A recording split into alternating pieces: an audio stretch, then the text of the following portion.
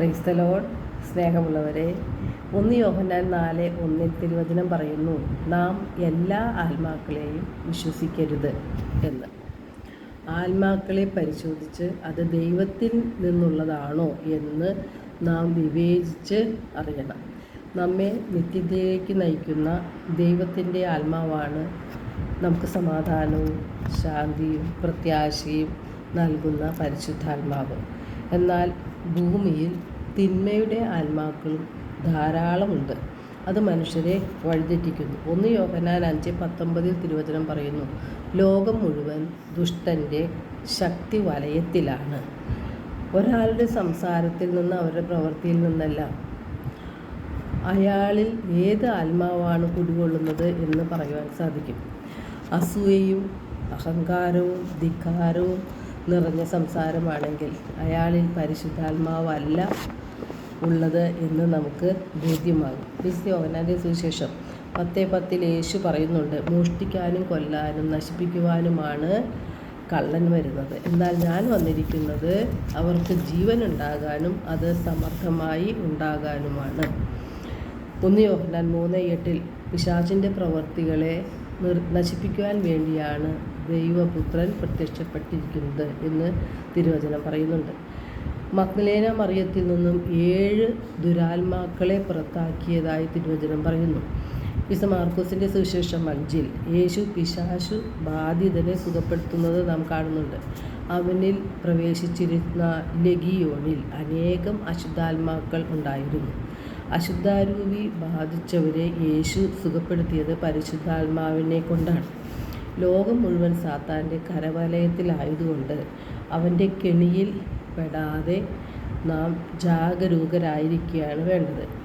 അവൻ വരുന്നത് നമ്മുടെ ആത്മാക്കളെ കൊല്ലാനും നശിപ്പിക്കുവാനും അവൻ്റെ രാജ്യത്തിൽ നമ്മയും ചേർക്കാൻ വേണ്ടിയാണ്.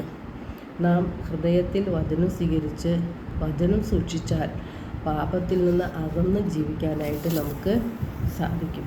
റോമ 5:5 തിരുവചനം പറയുന്നു, പ്രത്യാശ നമ്മെ നിരാശരാക്കുന്നില്ല, കാരണം നമുക്ക് നൽകപ്പെട്ടിരിക്കുന്ന പരിശുദ്ധാത്മാവിലൂടെ ദൈവത്തിൻ്റെ സ്നേഹം നമ്മുടെ ഹൃദയങ്ങളിലേക്ക് ചൊരിയപ്പെട്ടിരിക്കുന്നു. എന്താണ് നമ്മുടെ പ്രത്യാശ? ദൈവ മഹത്വത്തിൽ നമുക്ക് പങ്കുചേരാൻ സാധിക്കും എന്നുള്ളതാണ് നമ്മുടെ പ്രത്യാശ. നമ്മുടെ ജീവിതത്തിൽ കഷ്ടതകൾ ഉണ്ടാകുമ്പോൾ നാം നിരാശപ്പെടാതെ ധൈര്യപൂർവ്വം അതിനെ ഉപയോഗിക്കുകയാണ് ചെയ്യേണ്ടത്. കാരണം നമുക്ക് ആത്മധൈര്യം നൽകുന്നത് പരിശുദ്ധാത്മാവാണ്. റോമ 5:5 ദൈവത്തിൻ്റെ സ്നേഹമാണ് പരിശുദ്ധാത്മാവ് എന്ന് വ്യക്തമായി പറയുന്നുണ്ട്. സത്യത്തിൻ്റെ പൂർണ്ണതയിലേക്ക് നയിക്കുന്നത് പരിശുദ്ധാത്മാവാണ്. നാം പ്രയാസങ്ങളിലൂടെയും ദുഃഖദുരിതങ്ങളിലൂടെയും കടന്നു പോകുമ്പോൾ ദൈവം നമ്മോട് കൂടെയുണ്ട്, നമ്മെ ആശ്വസിപ്പിക്കാനായിട്ട്, നമ്മെ ശക്തിപ്പെടുത്തുവാനായിട്ട്. സർവശക്തനായ ദൈവം നമ്മുടെ കൂടെ ഉണ്ട് എന്നുള്ളൊരു ബോധ്യം നമ്മെ നിരാശയിൽ വീഴ്ത്തുകയില്ല. ദൈവം നമ്മെ അത്യധികം സ്നേഹിച്ചു, അവസാനത്തുള്ളി രക്തം പോലും നമുക്ക് വേണ്ടി നൽകി. ദൈവം നമ്മോട് പറയുന്നു, ഭയപ്പെടേണ്ട, ഞാൻ നിന്നോട് കൂടെയുണ്ട്, സംഭ്രമിക്കേണ്ട, ഞാനാണ് നിൻ്റെ ദൈവം, ഞാൻ നിന്നെ സഹായിക്കുകയും ശക്തിപ്പെടുത്തുകയും ചെയ്യും. നാം പ്രലോഭനങ്ങളിൽ അകപ്പെടാതിരിക്കാൻ വേണ്ടിയാണ് നിത്യസഹായകനായ പരിശുദ്ധാത്മാവിനെ നമുക്ക് നൽകിയിരിക്കുന്നത്.